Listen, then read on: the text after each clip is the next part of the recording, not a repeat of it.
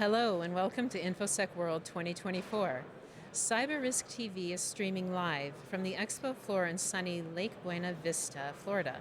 We're excited to be here celebrating the 30th anniversary of Infosec World.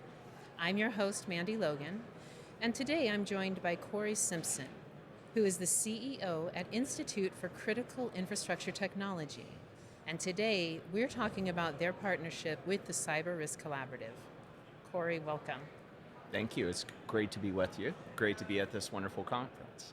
Good. I mean, how many years have you been at this conference? It's my third year. Is it? Yeah. Excellent. And you're enjoying the whole Disney vibe a little bit too? I love it, except this year I'm without family, but so I had to leave the Not quite kiddos. as magical, It's then. not quite as magical, but I'm still enjoying it.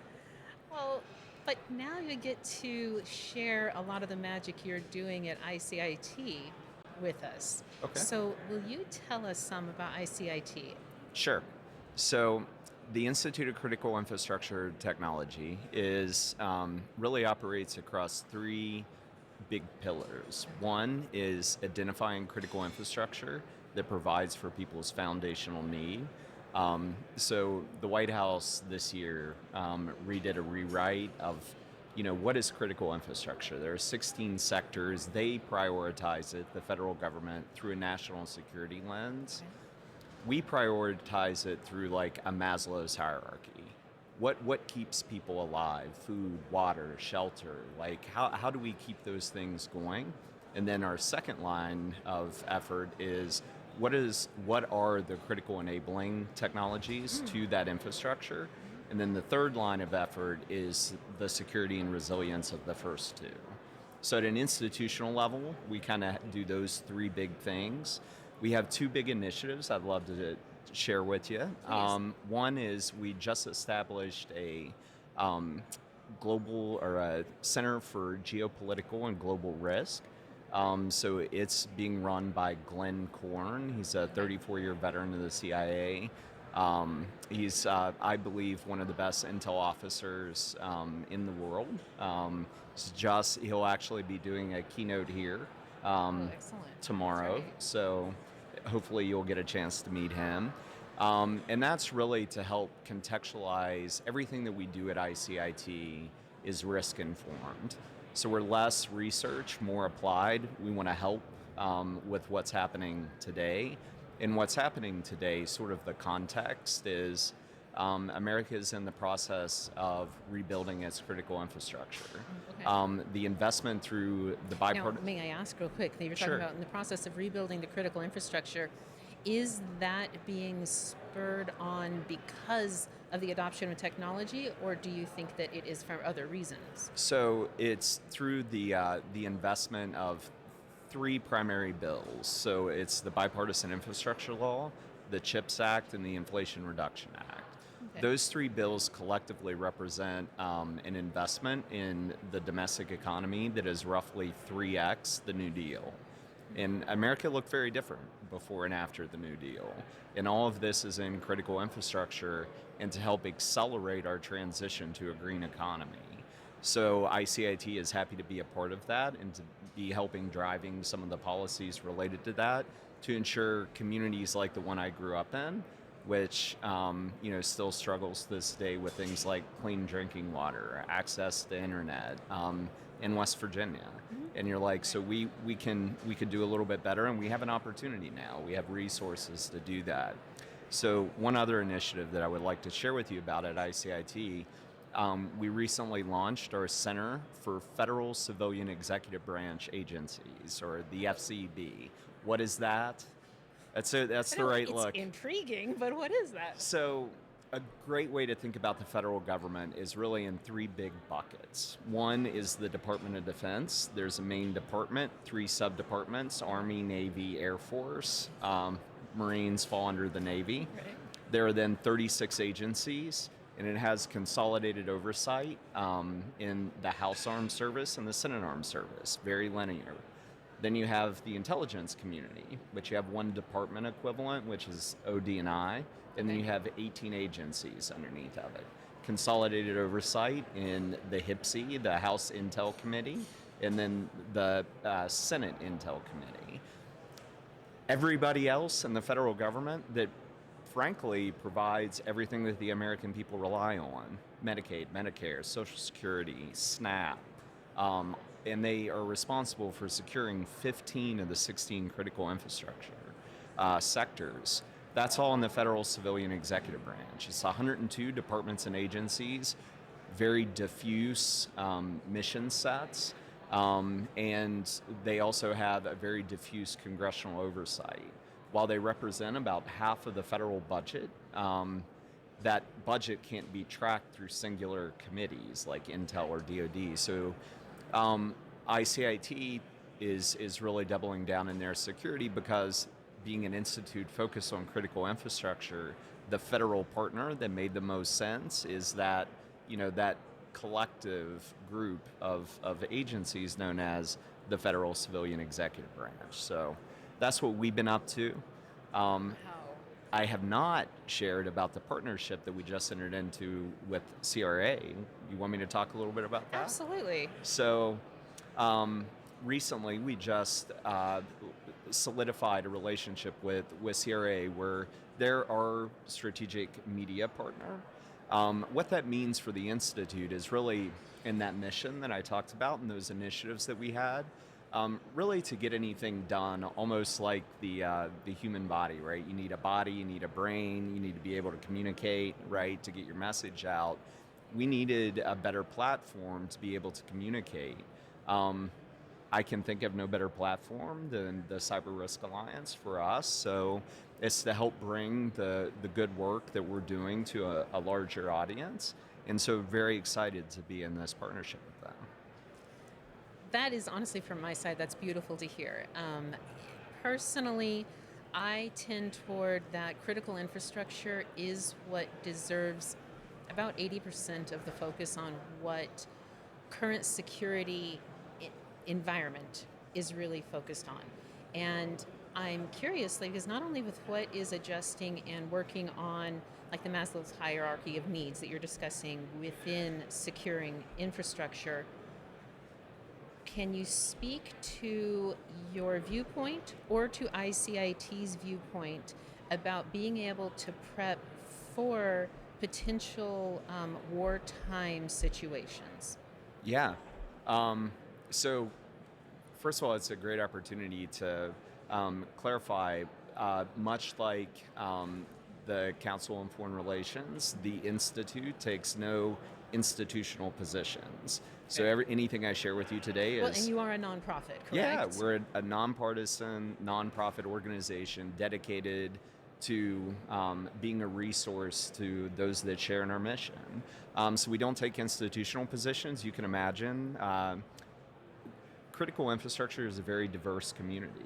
It has a lot of shareholders, a lot of different voices. We don't fall down on one side or the other. Cory Simpson may have opinions on one thing or another, but the Institute is there to really shine a light on all those different voices and say, hey, we collectively need to be focusing on critical infrastructure, and I think we can all agree on that. In terms of the context for armed conflict, I mean, look, Jamie Dimon last year, this month, it'll be a year ago on this coming Monday, or this coming Thursday, I'm sorry. He said the greatest risk that we face right now is the geopolitical tensions. We haven't lived in a world this dangerous since 1945.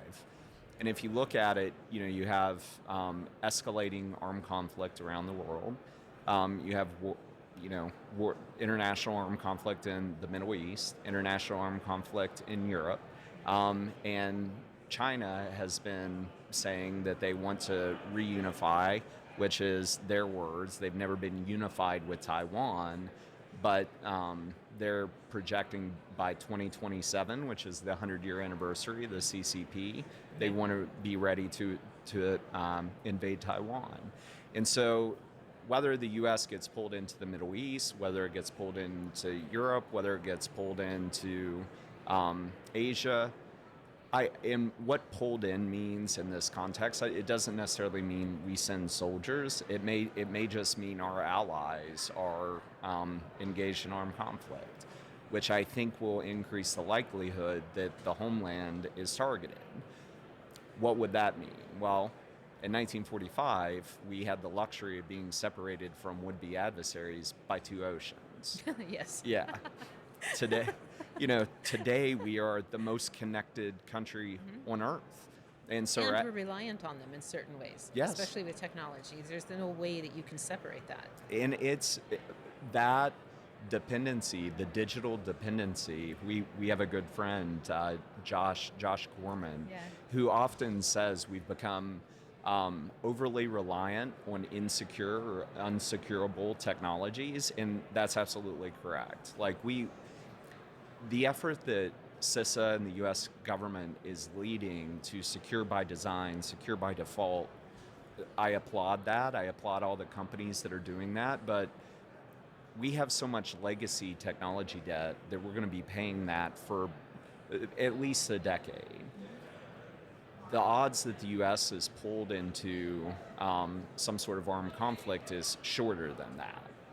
So how do we get our infrastructure and our industry and our workforces ready for that timeline? And if we could agree that we want, sort of a future state of less digital dependence, more security in our infrastructure, where we are today is not there. That middle part is squishy.